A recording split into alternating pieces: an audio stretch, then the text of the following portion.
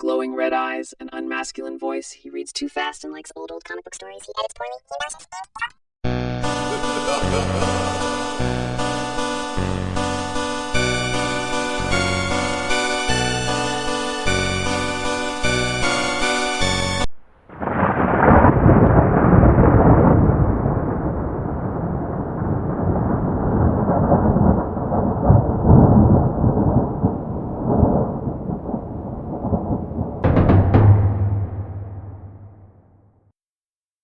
Our story, on this dark day, begins with the sentence, "Out across the moors, above the eerie shriek of the wind, the howling, wailing, moaning that came of no earthly thing, gave stark, irrefutable evidence of the Ghost Hounds of Trelawney."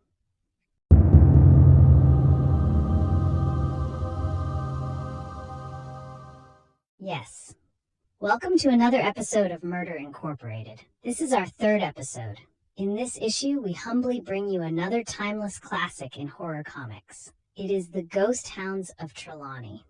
This comes to us from the pages of Beware Terror Tales Issue 1, published in May of 1952. It was published by Fawcett Publications. It is very rare. This is an independent production. Please like, comment, subscribe, share, donate, and visit our merchandise store. Every little bit helps. We begin. The night is so very, very dark, as nights tend to be. The car lights peered through the shroud of night like sightless orbs. Inside, passenger John Marchand noted the road was a single winding thread through a vast expanse of wasteland. "You see, driver," he was saying, "I've inherited 50 acres of land in Trelawney, and I've come to see why no one will buy it or farm it for me." The driver answered, "No one has worked the land hereabouts for 50 years or more. We're coming to the town now." "But why hasn't the land been farmed?" John Marchand asked. "I cannot be talking any more about it," the driver said, opening John's door. "It's near 11. Pay me, man, and let me get on my way." John Marchand noted with puzzlement the fear and haste of the departing driver. The fog curled about his body like a live thing as he stepped toward the warmly lighted tavern with a sign of relief. "What a miserable night," John said to himself. "Some steaming coffee and a good night's sleep will do me a world of good. I wonder what that driver meant. 50 years. Inside the quaint tavern, he approached the counter. A wizened woman stood behind it and greeted him. John asked, "A single with a bath, please, and I'm planning on staying for quite a while." She pondered and asked him, "You never been in Trelawney before.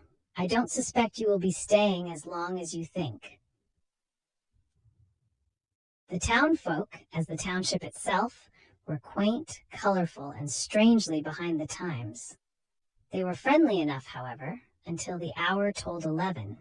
All at once, all conversation stopped. The men paled, and the sound of slamming shutters and dousing lights was heard all over town. "Bolt the doors," someone told no one in particular. "Lock the windows," said another. John asked an old man who was snuffing the tavern's lantern, "What is happening? Please tell me." The man appraised John Marchand, then answered, "The ghost squire and his hounds are about to make the rounds." John was perplexed. He questioned, "Ghost? You can't be serious. I don't understand. Won't you explain it?" "They bred hounds as vicious and wild as boars, and for perverted sport sent them out to tear to pieces poor, unwitting tillers of the soil." Both squires cared for nothing. The tenants were less than animals to them. They sought only to zealously covet bitterly contested inches of the lands they claimed as their own. But before that long-expected battle came to pass, the tenants, during famine, overthrew their yoke and hanged their persecutors. The tenants vowed to share the land and farm it as their own, according to the law. They believed that they would go hungry no more. The squires' rotting bodies were cut down and laid unceremoniously in the cold, hard ground, seemingly forgotten by all except their hounds, who remained upon their graves, screaming and howling inhumanly. John asked, "Then with the squires gone, everything should have been settled, once and for all." The old tavern keeper continued, "No, for only the devil can destroy the devil, and each evening the Squire Gasney, his hounds at bay, makes his rounds across the land that he claimed." Another of the small tavern's group of local patrons then interjected, "And so, in fear, no man will work the land. It is said that only when the squires meet to do battle will the terror end." The tavern keeper, the admonished, "Quiet! I hear the howling of a hound." John Martian believed none of it. Finally he said, "I'm going out to see just what there is to all of this." The tavern keeper tried to stop him. "Wait, man, no, don't!" The crowd could not stop John and felt that they would never see him again as he went into the darkness to chase the sound of howling hounds. He had flung open the door with a cynical smile, even as the others shrieked in awe. Then he saw a curious thing. John exclaimed, "Something is headed this way, something large, luminescent, indefinable." At that instant, the fog lifted and the moonlight bathed the road. John Marchand reacted to the sight before him as though a gunshot had been fired directly at his heart. "Good Lord," John said. There was the tremendous giant of a man, a figure cruel and brutal, holding the incredibly savage and slavering hounds at their leash. John ran. He'd been running for quite some time. Hiding in a ravine in the wood, he thought to himself, "They're headed in this direction. Could they have gotten my scent?" Then a nerve-shocking chortle broke from the lips of the enraged squire as he plunged forward, unmistakably after the terrified Marchand. As he fled, the night became alive with howling and snarling that made his blood run cold. Trudging through a bog, trying to disguise his scent, John Marchand cried aloud, "Oh no, footing won't hold."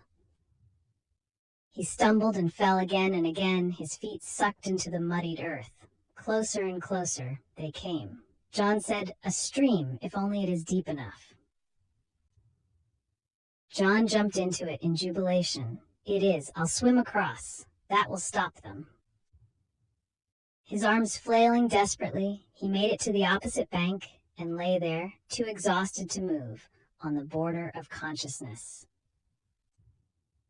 He was soaked and covered in mud. His clothes were torn and he was exhausted. And his relief was short-lived. A glimmer of awareness forced him to look up in the direction of his unearthly pursuers. He screamed aloud at the unimaginable sight. The evil squire and his fearsome hounds were still coming, walking on the water like it were solid ground. They were virtually upon him, bare inches away when the first rays of dawn swathed the sky. Suddenly, before his astonished eyes, "They're gone, vanished," John said in shock and relief. Hours later, pale and sick, he finally made his way back into town. He fell upon his bed in his assigned room in the tavern and slept all through the day until 9 o'clock that evening. Then, bathed and refreshed, he ventured downstairs. All were shocked to see him. "How? When did you get back?" the tavern keeper asked. John explained, "Early this morning. Everyone was asleep."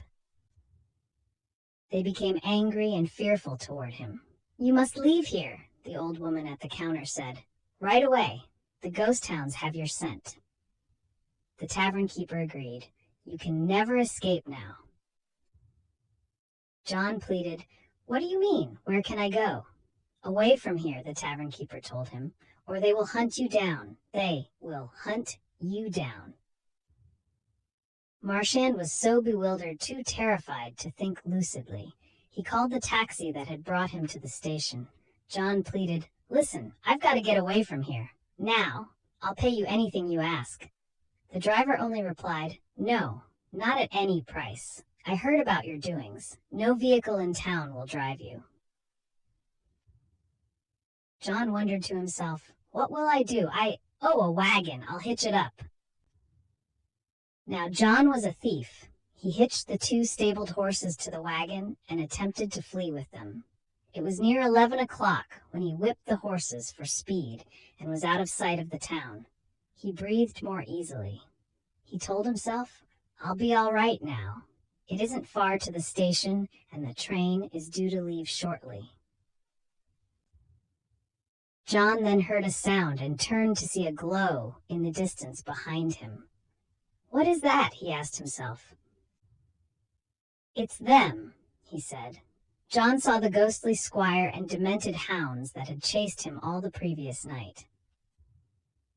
John Marchand lashed at the horses in a wild frenzy. Stark fear had communicated itself to his wagon bearers, and they strained forward far beyond their normal capacities. John then heard the train whistle and knew his time was short. "I'm near the station," he yelled aloud.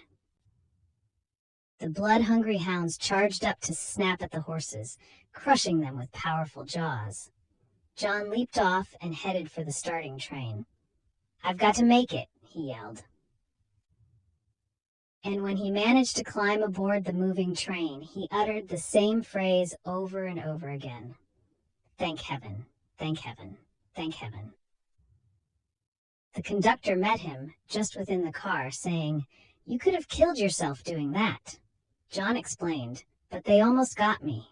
They would have chewed me to pieces." "No, don't look at me as though I'm crazy. You must have seen or heard them." For 15 minutes or so, as the train rumbled into the night, he sat by the window in a stupor.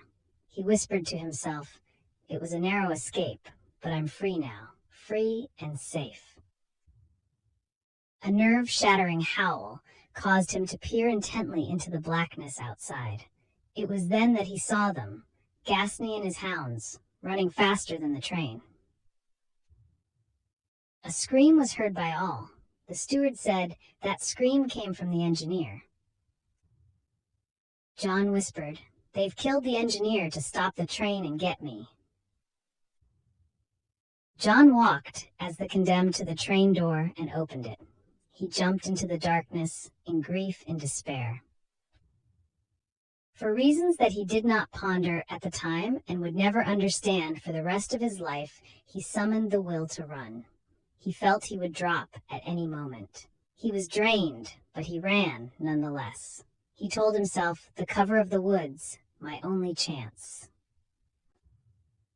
The desire for life was strong in Marchand. He wanted so much to live, and on he ran through the woods, the extending branches tearing at his flesh like claws. But alas, the mortal body could endure just so much. "I can't go on," he panted. "I can't."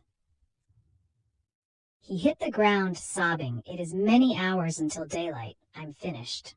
He saw the vile ghost, led by the monstrous dogs, coming for him. At that instant, Marchand noticed he was leaning up against an ancient signpost. It read, "This marks the property of Squire Tilton. Let no man dare trespass." The other squire, John remembered. The hound's jaws were upon him. John screamed, "Oh, Lord, forgive me for my sins," and John Marchand's end was finally upon him. He closed his eyes to the horror of the gnashing jaws only inches away. Then nothing happened. "They've gone right by me," John said weakly. He started to rise, to shaky legs. He whispered, "They're headed towards something there in the distance. I can't quite make it out." John Marchand watched in fascination and hope. Other spectral images hove into view. Marchand's mind was stunned with a terrible realization. John realized, it's the Squire Tilton and his own hounds. The two squires are going to fight each other. And then a battle of such ghastly horror ensued, that Marchand was sick and faint with revulsion. The night was a bedlam of nerve-twisting snarls of rage, screams of agony. Gnashing jaws tore at yielding ghostly flesh. On and on, with no sign of abatement, the rapacity continued. All at once, as suddenly as it had begun, there was a silence like none other John Marchand had ever heard. It was the silence of death, or non-existence. And when he dared step out upon the scene of the massacre, John said solemnly, "Nothing. No sign of battle at all. They've completely obliterated each other." And John Marchand understood for the first time what the old man had told him. Only the devil can destroy the devil.